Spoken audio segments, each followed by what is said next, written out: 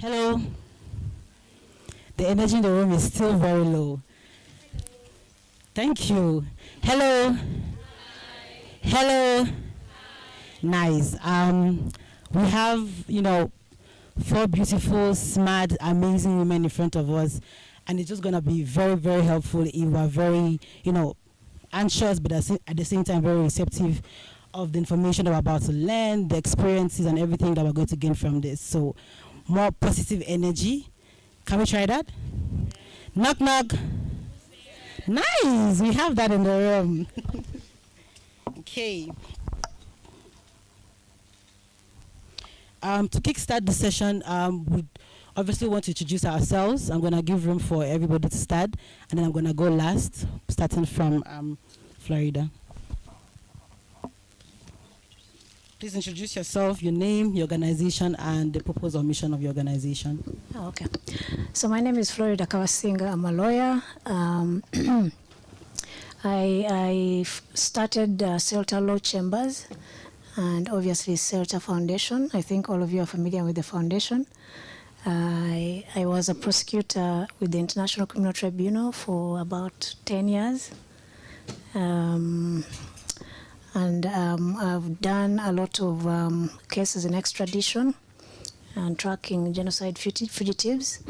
And obviously now I work in ADR at the law firm. And also I'm the executive director of SRHR Foundation, which you're all familiar with. Thank you. Thank you very much. Lydia, please. Good afternoon.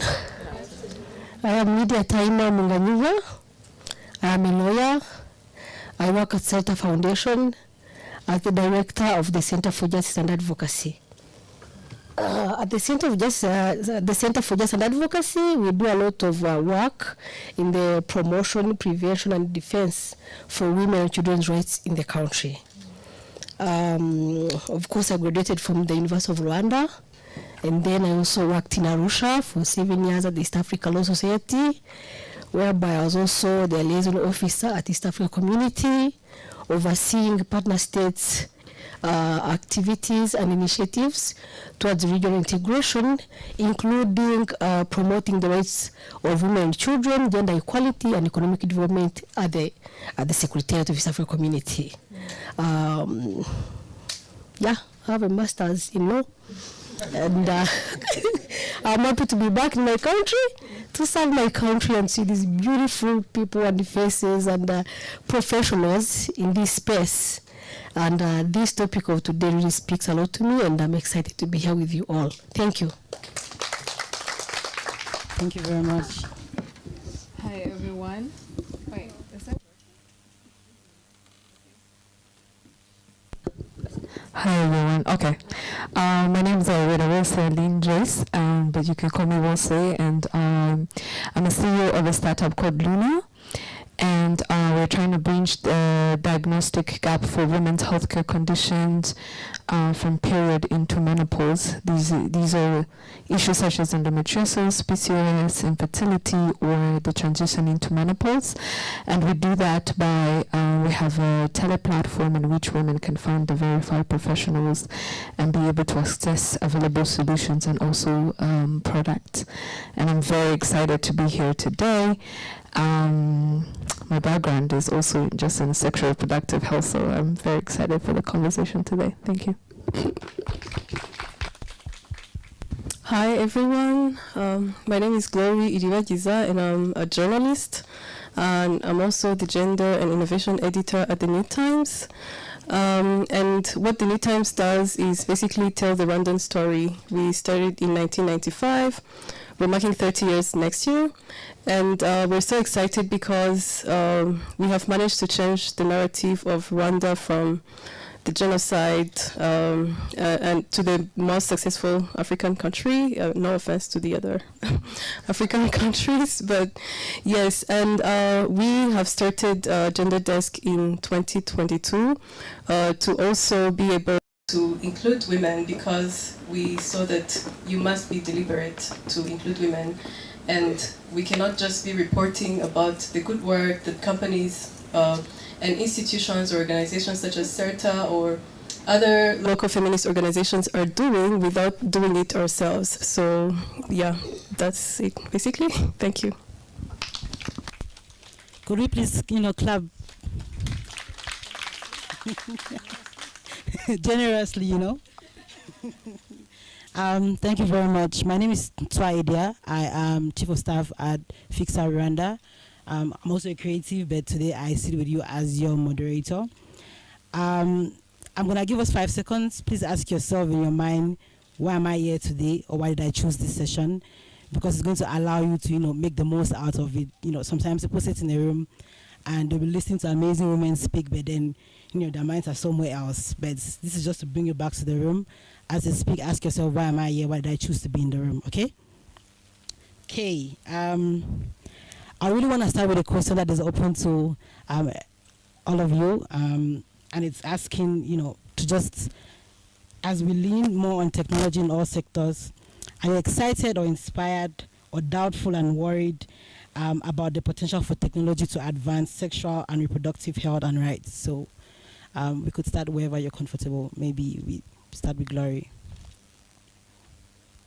Thank you so much. I would say I'm very much excited, and this does not undermine the worry about the growing online violence against women, especially, and also other cybercrimes.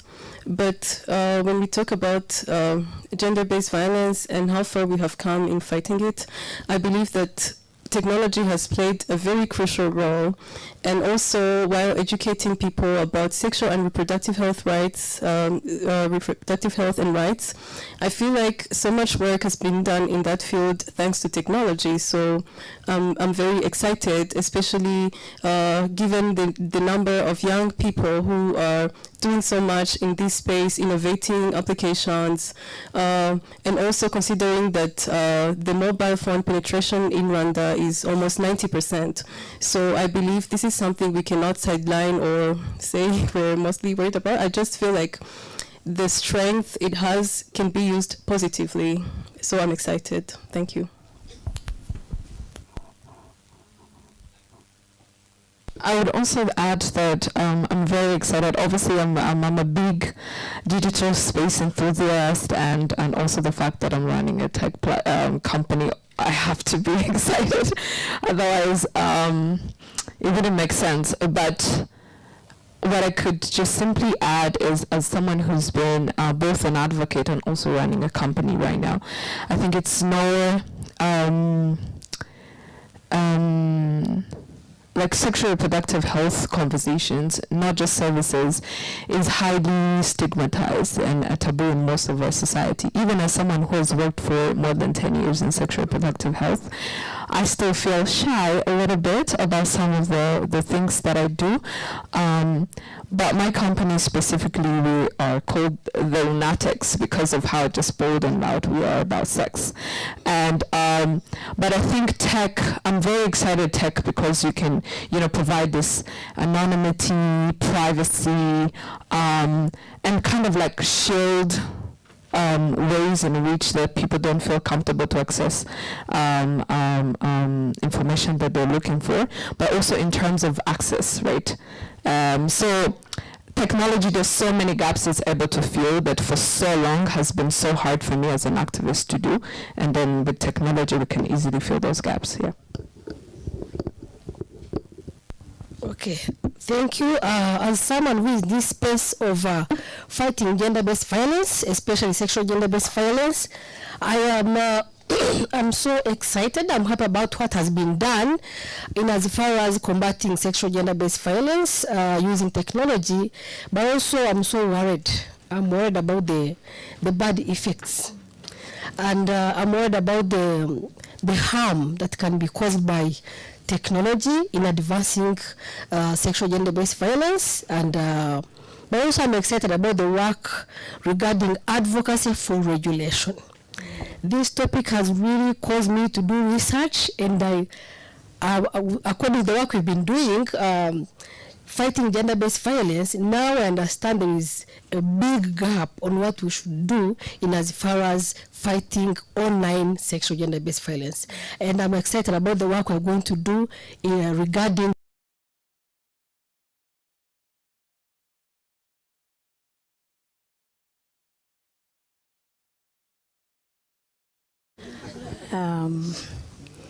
There's a lot. I can tell you I've been practicing law for more than 21 years, but in all that time I have actually done a lot of cases when it comes to rape, when it comes to defilement, and when you speak about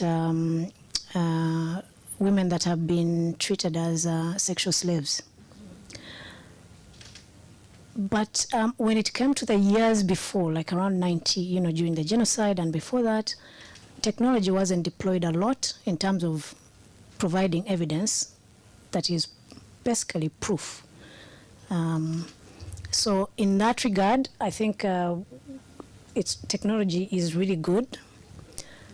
But I'm also worried because when it comes to crimes committed against women, there's a layer that is most important to most people that is not considered. The issue of stigma that is deployed effectively against victims. And that issue worries me when it comes to technology. We are talking about now where, I don't know how it's called in tech, even legally, but videos are being changed and photographs are being edited, deepfakes, there you go. And so if somebody wants to really, really do something against you as a woman, whether, I think the term that is being used is vulnerable women, I don't know how that gets qualified, because in this regard, we're all vulnerable. So you might be somebody who has a certain standing in society, and somebody simply decides, you know what, let me do something to them. And that freaks me out. It's because anybody is susceptible to being a victim, no matter who you are, whether you're a prime minister of a country. And somehow, for men, it's not stigmatizing as much as it is for women. So that, in terms of technology, really worries me. But otherwise, in terms of collecting evidence to be used in a court of law, I think women need to educate themselves. A lot of things, when you go to court, it's your word against my word. But if you have videos, if you've been recording audio, if you have been taking photographs, a lot of victims don't think about preserving evidence when the crime happens. And that's the difference between getting justice and not getting justice. So if you get raped, your first point of call should be getting a rape kit taken. But majority women, first thing they're thinking about is to go have a shower or whatever, and that takes away the evidence. And even simply if you have been, if you're facing gender-based violence, people, you know, your husband is beating you or your boyfriend or whatever, take photographs, document this stuff. And with technology, you can do a lot and preserve it because it has timestamps, okay? But people don't think about that. And I think that's where a lot of energy needs to go into, educating women what they need to do to preserve evidence. Talk to somebody, record this person admitting that they did this to you. And that will be the evidence that you'll use in a court of law. I think I went all over the place, but I hope I answered your question. Oh, no, you did. Thank you very much. I was going to be tempted to ask the room, how many of us feel worried? How many of us feel hopeful? Worried? Okay. Hopeful? Okay. Fair balance? I'm just going to start with you again, Florida. Just given your extensive experience in dispute resolution, how can technology be used to effectively provide timely and accessible justice, particularly for vulnerable women in Rwanda and beyond? So I think I touched on that already in my opening remarks.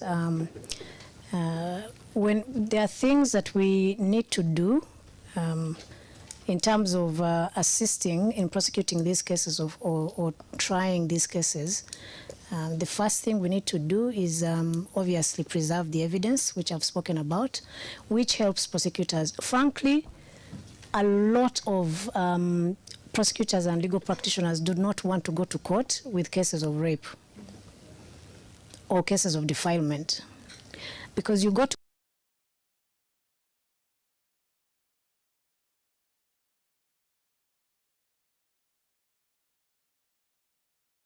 after the fact. And you get a report that says, sorry for being graphic, but the hymen has been I don't know what. And that is not proof of rape. And so you will find that if it's an older person, always the defense is always there was consent. But I had an interesting case once. Somebody got tricked into going somewhere with a guy she didn't know very well, and she got raped. But the first thing she did was to actually go to a doctor. They took a rape kit, and then she called this guy and recorded him. Said, why did you do this, blah, blah, blah, blah. And she said, you know, he kept saying, I'm sorry, it will not happen again. Please, whatever you want me to give you, but don't report me. She recorded him. And then she got her friends to also call him. And he was saying the same story. And he ended up calling her lawyer, saying, you know what, help me, I'll give you money, blah, blah. He recorded him. Do you understand how technology was deployed so effectively in that way? Because in court we were asking him, so why were you saying you shouldn't be reported if you didn't do it? Because we got to court and he denied everything. But that's the education we need to give to victims, to know what to do. The first thing when it happens, what do you do? Who do you tell? And then, you know, a lot of the prosecutors, when they have the evidence and investigators, they are ready to run with it. Because they keep, if you look at the statistics, these cases get lost so much more than they actually get won, because we don't have the evidence. But we need to educate ourselves, and if you have all the evidence, the prosecutor or the investigator does not have to go looking for this evidence. Then it makes it easier. If they have to pick which case to take to court, the one that has the evidence goes faster. And the other thing that perhaps can assist in making sure that we get timely justice for these cases is something that we are championing at the Center for Justice and Advocacy at Center Foundation. We want to advocate for the setup of GBV chambers that are specialized, because those chambers would be able to know, they would have trained judges and trained prosecutors to handle these cases where vulnerable women will be protected.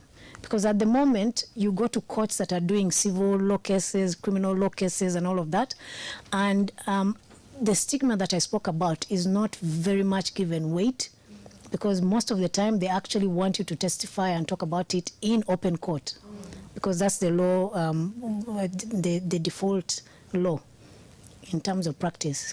So when that happens, I think we'll have much faster justice for these cases, and that protect women, especially when it comes to stigma. Thank you. Not to keep it so long on the mic, I would just want you to follow up with this question as well, of the fact that Rwanda has rolled out an extensive e-justice system, and we want to understand what the experience has been like with it, and what ethical concerns you have noted so far, and if possible, what challenges do you foresee, and how we can address that there. So the e-justice system has really made it easy for legal practice. I mean, for criminal cases, for example, which are the cases we are speaking about today, when a witness goes to RIB at the one-stop center, at the GBV unit, they actually input all the information, and as they add documents from their investigation, they keep adding them to the system. And once they're comfortable that the case is ready to go to prosecution, they literally press a button with all the evidence and it goes to the prosecutor. And the prosecutor, within the National Public Prosecution Authority, you have a GBV unit as well. So they get those cases, and they also look at the evidence, see if this is a case that has all the evidence. If not, they will go do additional investigations, put more documents, and transmit it to court. And victims are allowed, obviously, to come into the case as civil parties to seek damages. So they can do that on their own if they are, conversant enough with technology to be part of it.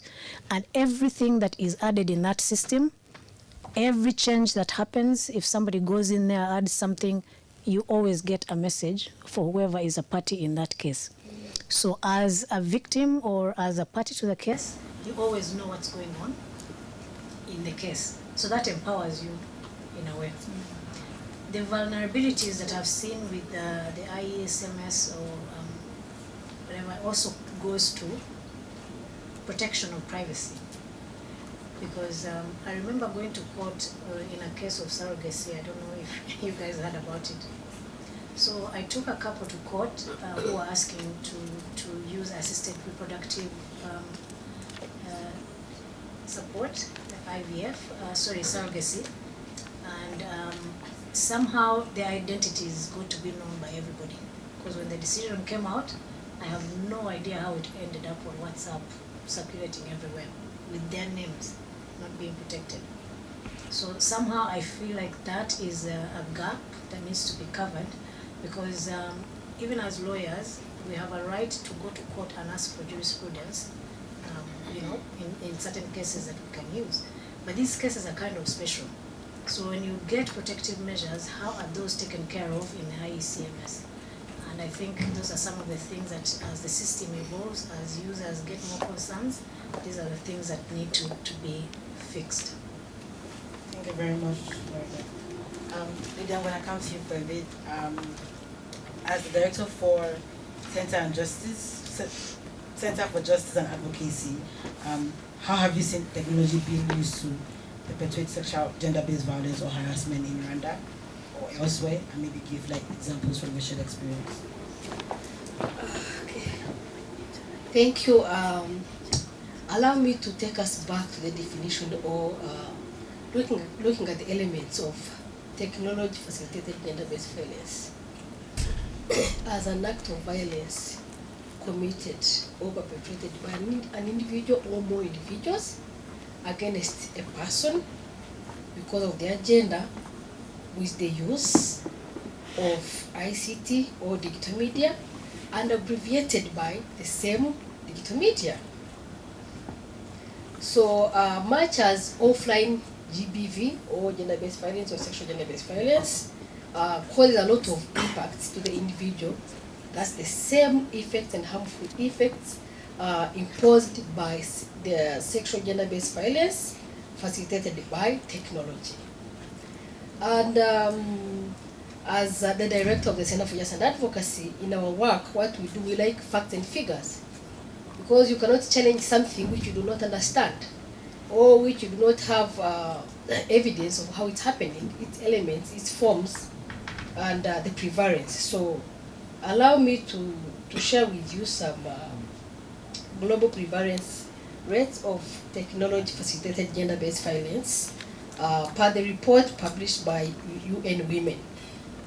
So globally, the prevalence of online sexual gender-based violence ranges from 16 to 58% of the global population.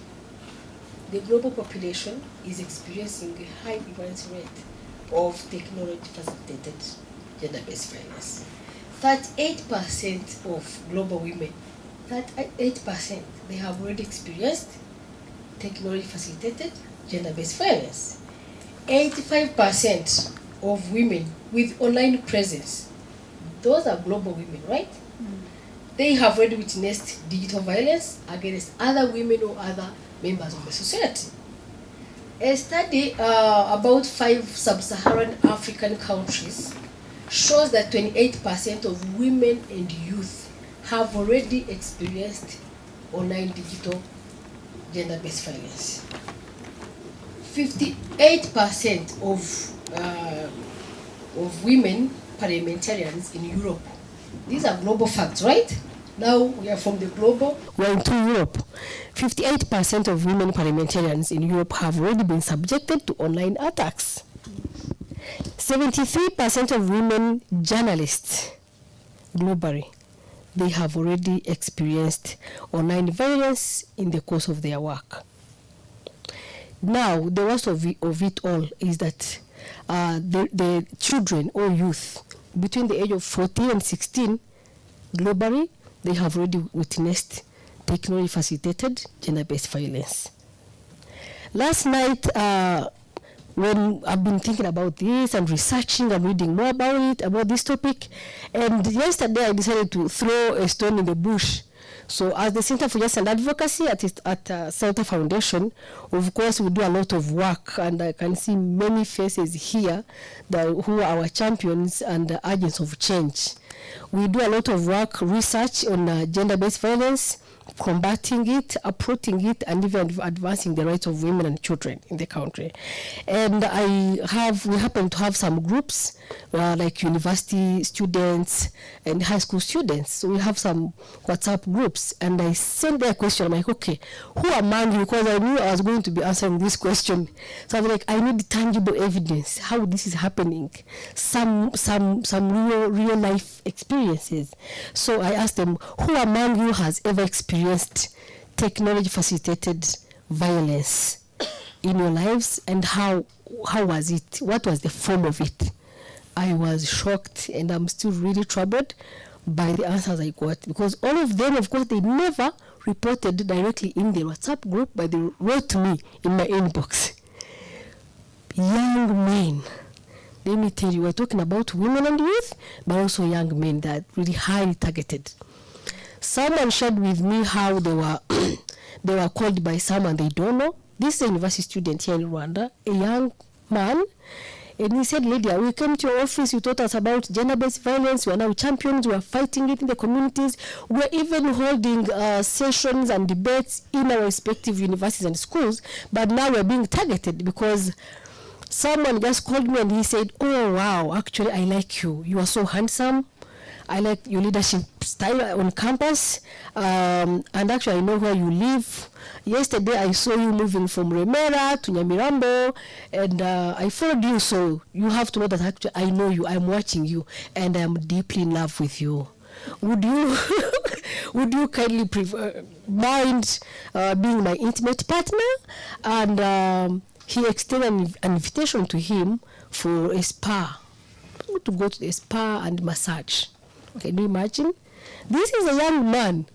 So this guy is like, I was so horrified. I'm still scared for my life. I don't know what to do because I feel like everywhere I go, I'm being watched. So this problem is really bad. It's prevalent, and most young people, including young girls, women, and boys, they have already experienced. Even in the Rwandan society, we are not immune to this problem.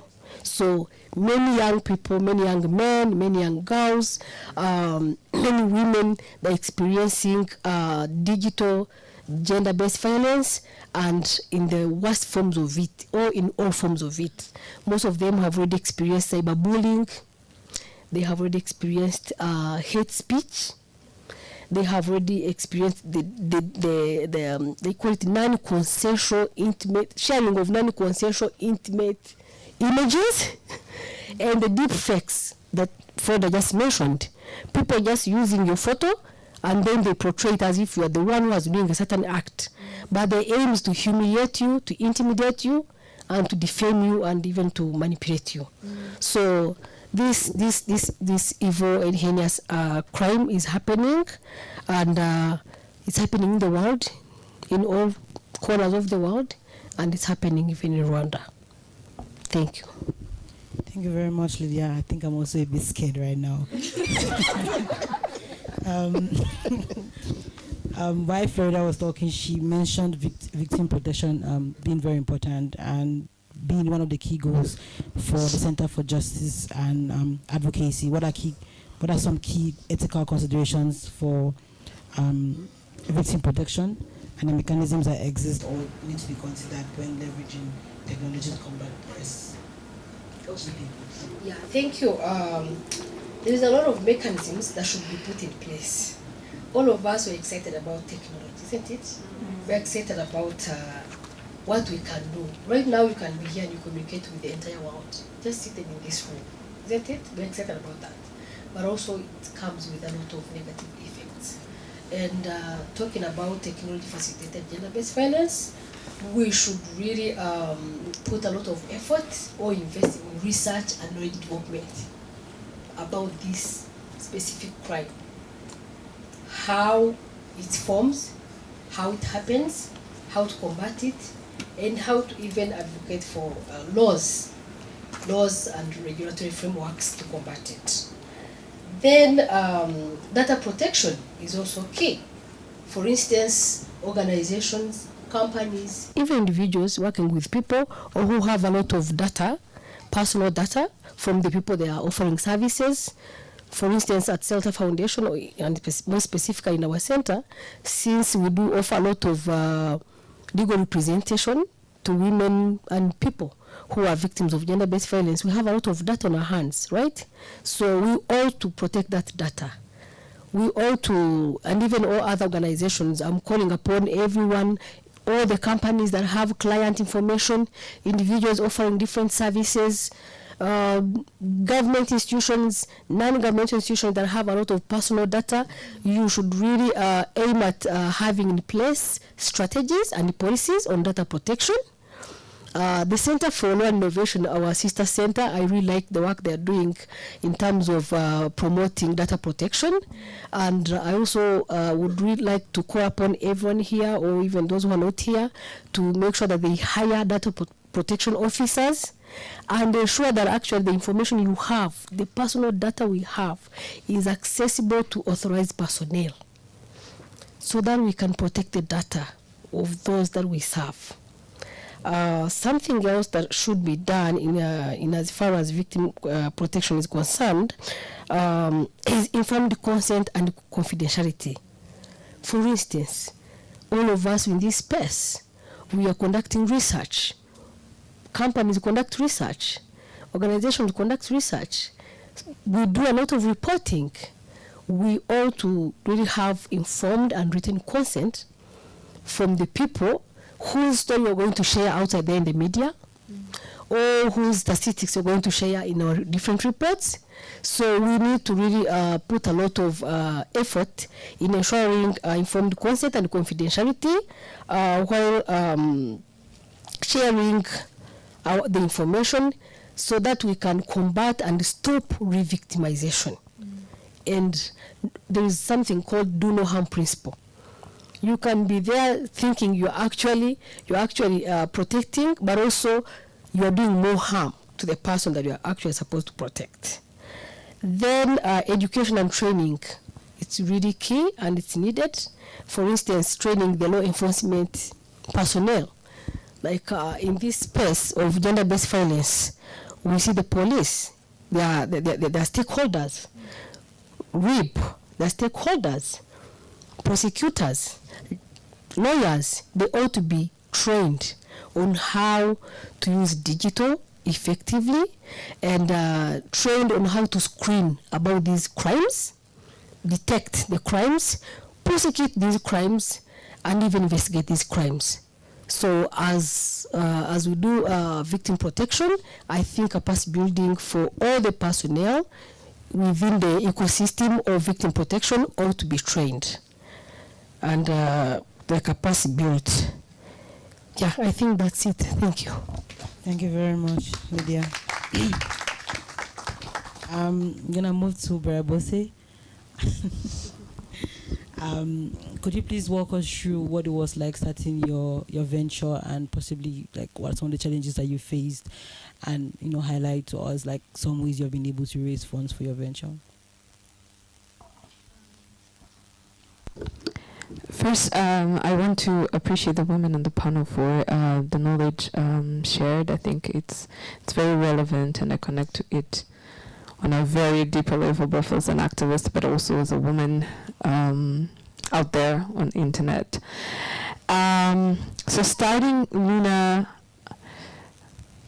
I think there's a long story in the brief story. So the brief story is basically that personally as a woman, I think there's such obviously a huge gap surrounding sexual reproductive health care needs in terms of like education, information, access to facilities. I mean, there's a lot of work that needs to be done in terms of policy and advocacy, but for 7 years working in the field, I was actually surprised personally on the huge gap of like women's healthcare needs.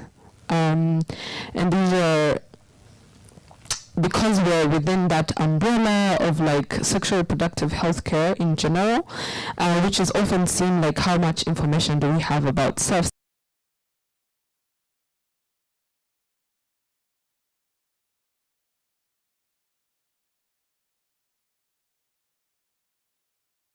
There's a journey of a woman in which that it doesn't change the fact that, for example, we're going through menstruation healthcare, right? And for so many of women that I've interacted before we get even to like understanding the whole entire menstrual cycle and how it affects us, there's very few professionals that focus on women's health in all areas, right?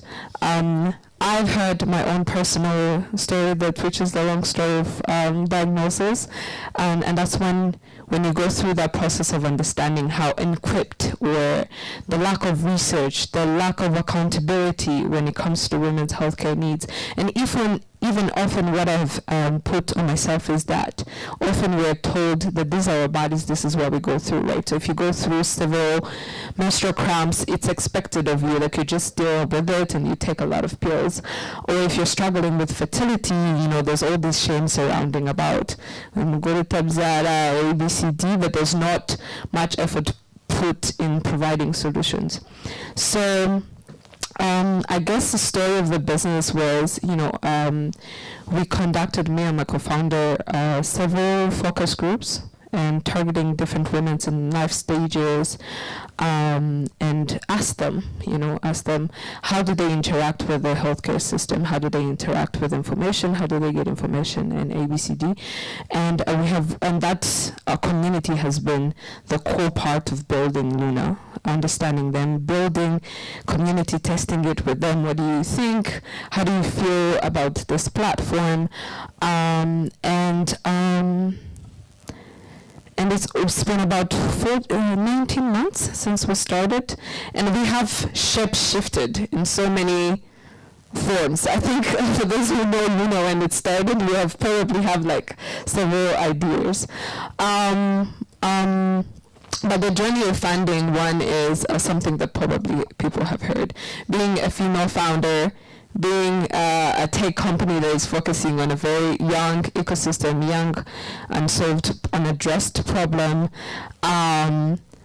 Most of the things that we hear in terms of funding is that people think that our solution is more like a social impact, which is what I think people always throw at you to be able, like, it's least important or it doesn't deserve money or funding, like go more into donation phase, which I think it's completely ridiculous.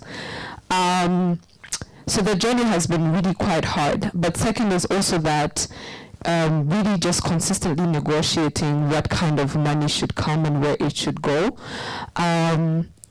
So our target when we started was to be able to raise $250,000 in pre-seed funding to be able to build the platform, have the right team, but also expand and reach different women in different ways.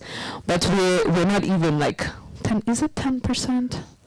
No, but we have raised $30,000, which means we're basically like drugging things. There's a lot of passion involved in doing that. So there's a huge challenge in terms of that. But what I'm most greatly happy about is that we have a startup ecosystem, these facilities such as Nosken, and so many things are coming our way. I mean, we're only what I believe the second femtech startup starting from Rwanda, but the femtech industry is growing in general. So the journey hasn't been easy, but it's happening. Yeah. Thank you very much. Please, could we, given the past months you've been working 19 months already, you mentioned, and the work you've been doing to constantly engage with the different people in your community, what would you say is the role of technology to advance sexual and reproductive health and rights?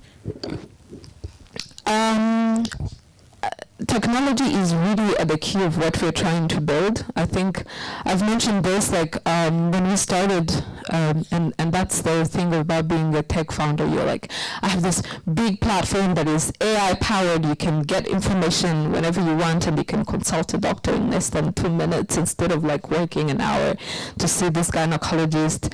And we will be able to, like all of this big thing. And that's what we're doing. we're building what I believe one of the best platforms on the continent yet. And tech is really key in helping us, like making it easy, making it accessible, making it affordable to reach more women.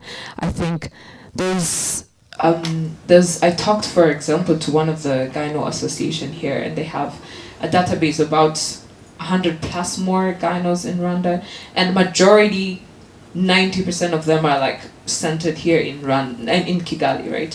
So which means, you know, most of the people consulting GPs are not able to get the specialized information in time because of where they are. So tech is able to help us solve that.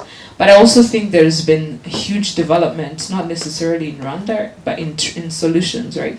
We hear conditions that women suffer from that do not have a cure or like treatment or a solution into that. And I think technology is able to, like, with data and research that we have at least now, to help understand women. The more I think we have seen, for example, the continuous growing of period tracking apps. So most of the solution we're seeing now is from the data that people are able to understand on how our menstrual cycle works and the symptoms that the women are able to input around the world. So there's been that. But I wanted to add that I think where we are now, at least in my experience working in the East African region, is we need to invest more in how women understand about their sexual reproductive health, more how we can simplify the technologies that we're building to make it more like, I don't know, WhatsApp chatbot or an easy USSD information. I don't know how that would work, me personally. But training, hardcore on training of these professionals. I share it with some of the women I see here. The biggest problem we have in women's healthcare is that it's heavily male-dominated as well. As much as you would like think about the women specialist, you would think that the majority of women, but it's majority men. And excuse my French, but I don't think they quite care about women's healthcare issues, even though they're specialized in them. So it becomes really hard, like consistent training, consistent empathization. So like there's foundation of like training, and I think tech, the way I see how tech will play part in that, I think our professionals right now, there's so much they can learn to be trained with the people who are, especially women specialists around the world, who are doing more research and providing solutions to people. And yeah, I hope that answers your question. Yes, thank you very much. Hi Glory, how you doing? Nice. Finally at you now. Given your role at the New Times, could you please share with us some ethical considerations that you take into consideration when sharing stories about vulnerable women or sexual gender-based violence, and how you ensure that the solutions that are sent out prioritize safety, privacy, and the rights of these women? Thank you so much. So just like you said, first of all, we prioritize safety and privacy, and obviously something that will not put the survivor or victim at risk. So it has to be in the best interest of the survivor. So it's a sad story, but so what, right? Because you could hear that maybe a woman was raped by their lecturer. It's not the first case, obviously, but why are we telling this story? Is it just to raise awareness? Is it just for the people to understand and be sad? You know, we're so much interested in human interest stories that make the reader cry because we want the numbers and everything.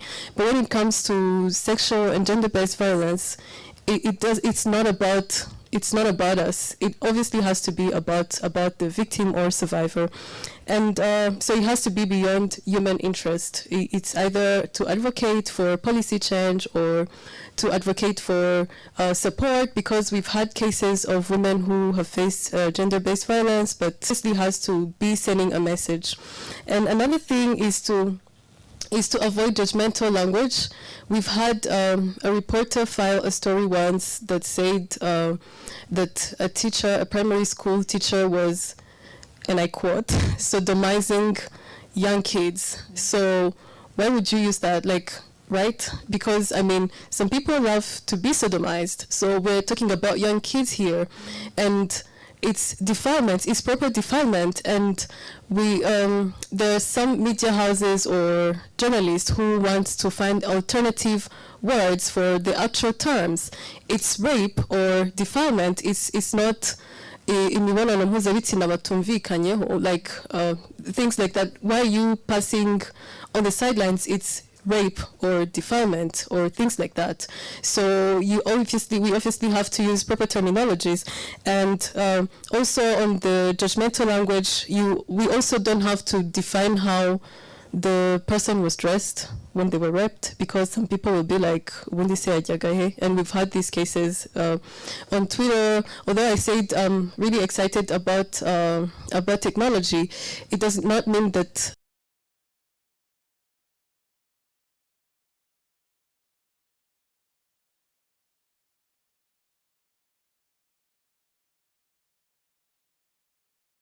and then his friends, the guy's friends, created a WhatsApp group, and they were saying, oh, she was drinking alcohol like a crazy woman. Did she think she was drinking water?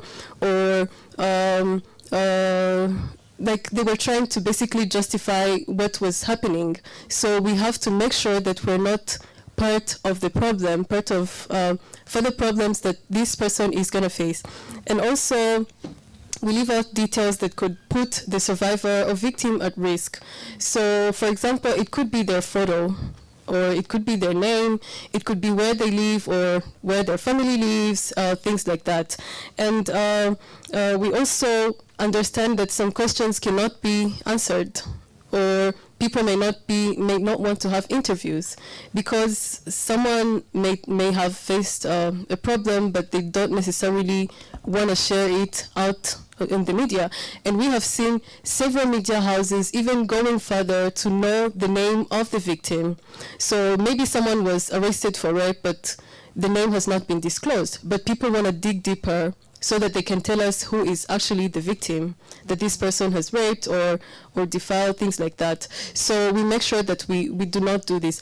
And also we have to note that there's the Rwanda Media Commission journalism ethics book, so we also abide by that. Yeah, thank you. I think that's it. Thank you very much, Lydia.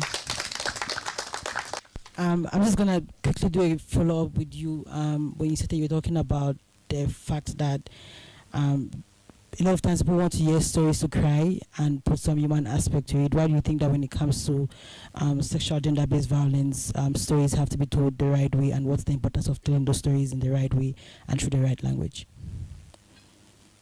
Thank you. So it's just to not, first of all, grow the rape culture, because I believe allow me to use this example. During the 1994 genocide against the Tutsi, or even before, there have been reports that showed that the way women were portrayed by the media basically led to the systematic rape of women in the open, or the words that they were being told. So a person who was raped in Kigali, the words that they were told were almost similar to the person who lived miles and miles away from Kigali because of the media. And I think this calls for attention, especially in a country like Rwanda. We can learn from these examples. So if the media is not saying the right things or doing the right thing, because people believe journalists, you could go on a radio today and lie about statistics or about a story, about anything, and people will just believe you. So the hope that the people have in the media obviously puts the responsibility, it's an obligation to the media to make sure that we are not perpetrating or instilling or emphasizing stereotypes in the culture generally and in the audience. So if you tell the story in your own interest because you want people to listen to you or read your stories, I think when it comes to rape, you're just making it worse. So if you're not informing, if you're not educating, if you're not entertaining, so I don't think you're actually even doing journalism, because those are the principles. And there's also another principle in journalism of humanity. So if you're not doing it out of humanity, then you're just, I don't know, gossiping, or just, like you shouldn't be a journalist, honestly. Thank you. Thank you very much, Glory. Given your experience still, are there any examples of deep fakes or fake news in your work, and how have you been able to approach that? Thank you. So we haven't really had, I don't think we've had, at the time I've been there, we've never had any deepfakes, but maybe fake news. But we are so lucky that we have partners, many partners in different sectors. So before we report about anything, we obviously have to call and ask, so can you confirm that this has happened? Can you confirm that this has happened? But maybe what we've experienced is telling a story that the person doesn't want to be told, maybe. But on the issue of fake news, we obviously have to fact check, and it's just like a phone call. It takes a phone call or an email or a friend of a friend who will connect you to a friend. Yeah, so that's what we do.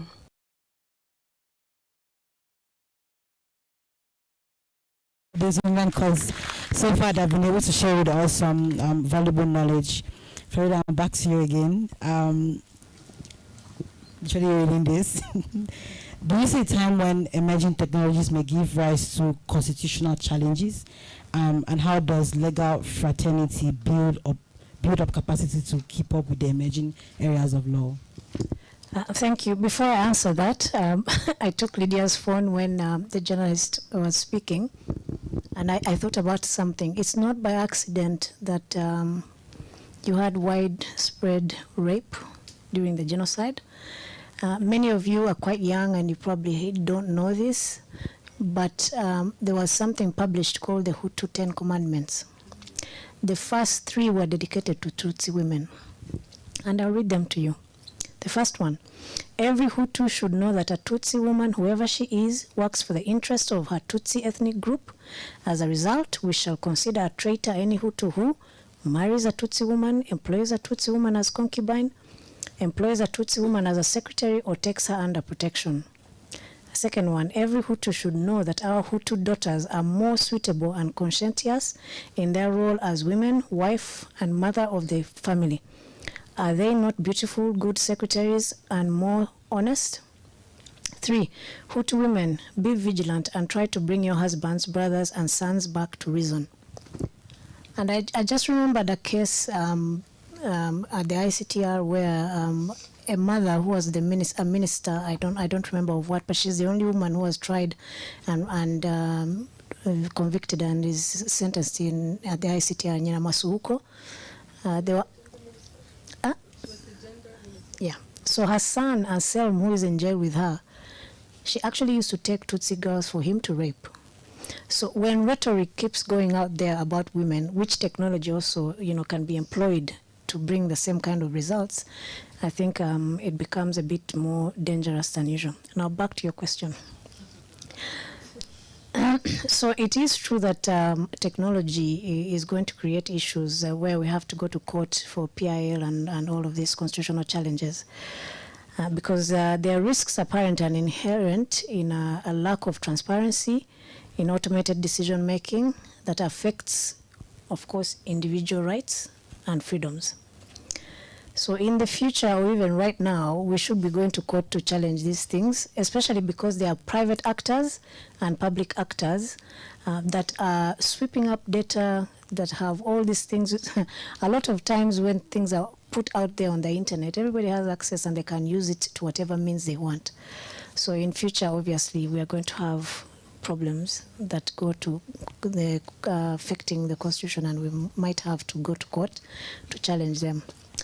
And CELTA Law Chambers obviously has done a lot in this space and will continue to watch this space. Thank you. Thank you very much, Farida. Barabas, I'm going to come quickly to you as well. what strategies can be employed to promote inclusive tech investment that supports the participation of women, youth, and marginalized communities in digital economy? Okay, let me go slower. What strategies can be employed to promote inclusive tech investment that supports the participation of women, youth, and marginalized communities in the digital economy? From my point of view, I think that's easy. I think involve us from the beginning, and this is throughout both policies and designing products and implementing some of these things. I think it's only for those who follow women's health, sector. There's been a conversation about how only 2 years ago that the first pad was actually tested on blood, right? And I think it's not lied to anyone that actually women menstruate blood, not blue ink, And I think this is how all this program, you find like someone designed a platform to protect women and for women to use, and they're not involved. I think we all just want to sometimes jump on the ship to be like, oh, we're all women inclusive, we're all women represented, without actually involving those particular women. I think when we have a conversation of like, who's the vulnerable woman, and if I think that's also very to define what kind of one customer that we're solving this problem with. I'm sure if it was like a woman living in a village in a remote area who doesn't have access to smartphone, it would be quite wrong for me to be, or quite hypocritical as well, to be like, I'm designing Luna for now for that particular woman when I know that she doesn't have access to this. So I think building inclusive investment is really imagining what it requires. And this is a conversation I have with most of the investors, right? They're like, oh, when are you going to the remote areas? And I'm like, when you give me the money to develop enough technology that this person can use, and when I can reach these areas. But if you're giving me $10,000 to be able to provide this particular solution in which, each device is probably 300, come on, right? So I think we need to inclusive. I'm trying to is it the mantle or the development big terms. I think inclusive investment, inclusion is always big things. I think we need to break it into down. What does leaving no one behind? Who has least access to this, and what kind of facilities do we need that? And really fixing that. Because inclusive investment, without most of the people having access to internet, having access to smartphones, having means consistently to afford internet. So let's just not fill numbers with blurry things. I think inclusive investment being intentional about what people need in order to access solutions. Thank you very much. Speaking of inclusivity, Gloria, could you share with us some of the steps that the New Times has taken to promote inclusive participation of women within staff and the communities that have been served? Thank you again. So like I said, we cannot give what we do not have. So for the New Times to accelerate gender equality or participate in the gender equality movement, we need to be gender equal ourselves. So we initially just had a sexual harassment policy, right? Because of the Me Too campaign, and the media was just, I don't know, it was unbelievable what was going on there. And sometimes the New Times was implicated in either people coming out on Twitter or in other places. So we obviously had to do something. So we started with a sexual harassment policy and a partnership with Women in News, which is an organization, a branch to WANIFRA, which is the World Association of Publishers, of News Publishers. And then in 2022 October, we set up a gender desk. Now, so many people get confused because they say we had a women magazine. So a desk is basically very much different from the women's magazine, which told stories of women, inspiration, and other things. So the gender desk main task was to make sure that we are gender sensitive in our reporting. And this means, first of all, being inclusive, quoting women, because so many researchers show that it's not even 30% of women globally who are quoted as experts. And when you come to Rwanda, is it because we do not have experts? We actually do have experts. Now, when it doesn't even have to do with experts, you will just go to the field and talk to only men. And there are women there. And these are like results of unconscious biases, which are not all the time bad, but which if you're not deliberate about it, you're not going to change. So there's quoting women as experts or as main characters. If you're talking about mining and you're talking about umuturage witeje imbere, most of the times it's just going to be a man. And they're not the only ones working in mining when you're talking about business. Or in our photos, when you talk about the army, someone just pulls out a group of young soldiers who are all men when we have women, or things like that. So the gender desk's main role was to basically fight that, to exclude any form of discrimination or just be gender parity in the news. And then we did our first in-house survey about how our reporters felt about quoting women. So the majority of them said they saw the need to quote women, but they either didn't have any contacts of the women who are experts or just women, or they were hard to speak to, right? So it informed our decision to do a source book, which is made of only women experts. So if people say we don't know any women experts in a certain field, so just give them the women, right? With their phone numbers and emails. So now there's no excuse. So until July last year, we had more than 700 contacts of only women experts in all the fields. So is it medicine, architecture, law, politics? Actually, after that is when we had a woman, the first woman to ever comment on the security, on the regional security article that we were doing, like in all the media. This was the first woman. And she's a politician, she's very famous, she's been doing politics for more than 30 years. And this was the first time that she was quoted talking about regional security. So another thing that we did, we have an AI tool that helps us track the content. So the benchmarks are what I said. It's women as experts, sources, and women as characters, women who are authors, and just the mention of women. And this AI tool has helped us see how really gender biased we are. Like the first report, we had a 28% gap. And we just have to make it to 50%. Just have half men, half women. So we had a 28% gap. But since we had the source book, in 3 months we had been able to bridge the gap to 3%. But then again, we dropped again. These things are not just automatic, but we are trying to make sure that, first of all, the source book is used, and whether you don't have to quote experts, at least just quote women. It's really not hard. Like 52% of Rwandans are women. So why is it hard to see women in the media as writers or as just commenters? When ugiye nk'ahantu habaye umwuzure, and there are women there who are even carrying babies or just taking care of their families, but still it's just going to be the men because why? They are the heads of the households and things like that. Another thing that we have managed to do since 2022, we have started doing campaigns. So the 16 days of activism, or March, in March we marked the whole month as the Women's Month, and we have been able to partner with different organizations such as the UN Women, UNICEF, or local feminist organizations such as Spectra, and we have been able to tell the stories of these women.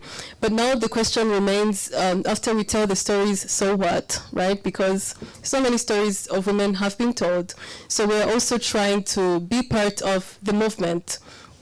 and maybe have discussions on policies and other things that we think can be really impactful, and not just tell the story, because sometimes no one even really reads the story except your friends or the friends of the person you've interviewed.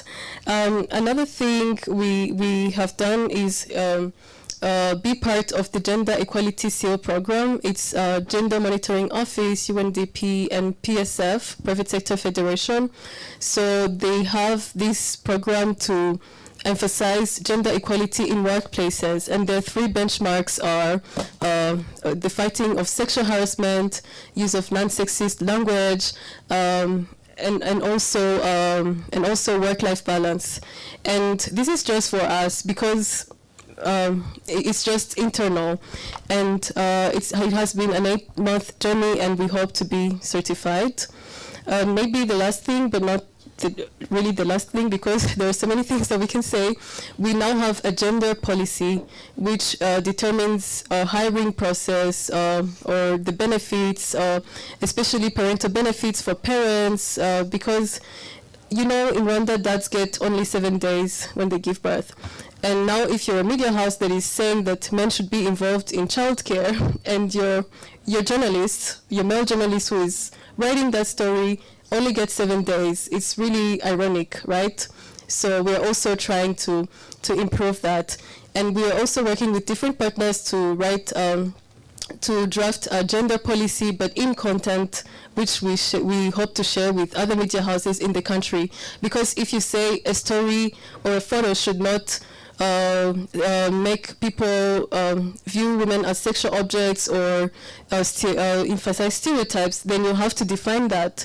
So by now we have just been using common sense, basically, which sometimes cannot be so common. So with this policy in the New Times and other media houses as well, so then we'll have something to measure how far, is this the right thing, is this the right language, or different things. Thank you. Thank you very much.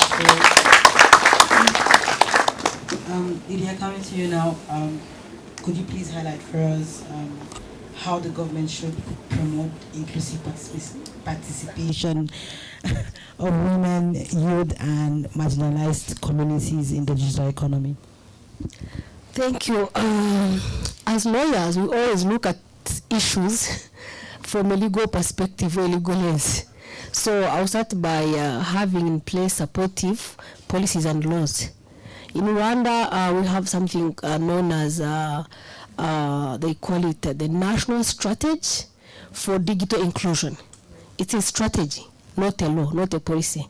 And I think we should advocate for its adoption so that it turns into a law that supports and encourages the participation of women, youth, and vulnerable communities in the digital economy. Secondly, it's about also, again, I'll go back to training, education, and capacity building.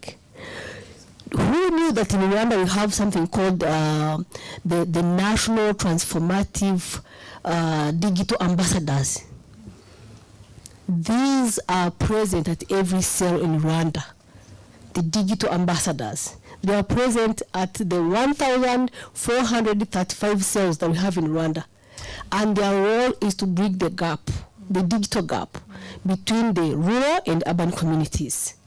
And nobody who knew in this room that these people exist.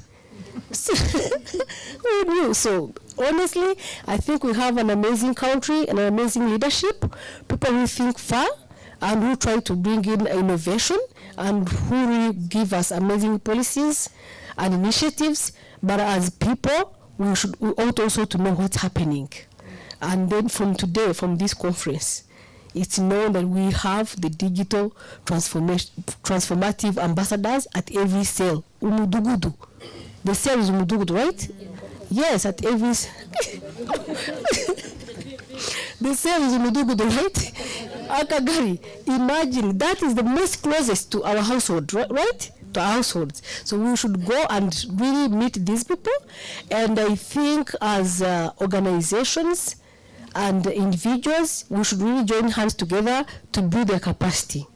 We can make use of the existence of these people, and then we build their capacity, we educate them on digital economy, on how to combat all these issues we've just mentioned, sexual gender-based violence, technology-facilitated sexual gender-based violence, and even investing, encouraging women, youth, and vulnerable communities to invest in digital economy and have equal and equitable participation. Thank you. Thank you very much. I mean, at the end of the day, there's been so much to learn from our panelists from Florida, really highlighting the different, challenges that exist in ensuring that there's equitable justice for people. On one side, there's an opportunity to empower people through technology, but then also there's breach of privacy. To you, making me really afraid and checking whether or not people are following me around. But then it's also really important in terms of really understanding that there are spaces for people to be able to as well reach out and say if they are afraid or not in terms of violence, but then also Barabose really highlighting the difficulties that exist when it comes to creating spaces and bringing technology into supporting women and ensure that it's really inclusive, and Glory really highlighting the importance of not just telling stories, but then also ensuring that these stories are told in the right way and are communicated in the right way, because in one way or the other they play in either hindering or advancing how we push sexual gender-based violence. It's been a great session. I hope that you all learned as much as I learned, and as I asked at the beginning, why are you in this room, you're also able to answer the question through the session that we just had. It's also been an honor to listen to you and the experiences that you all have been able to share. So thank you so much. It was great being your moderator.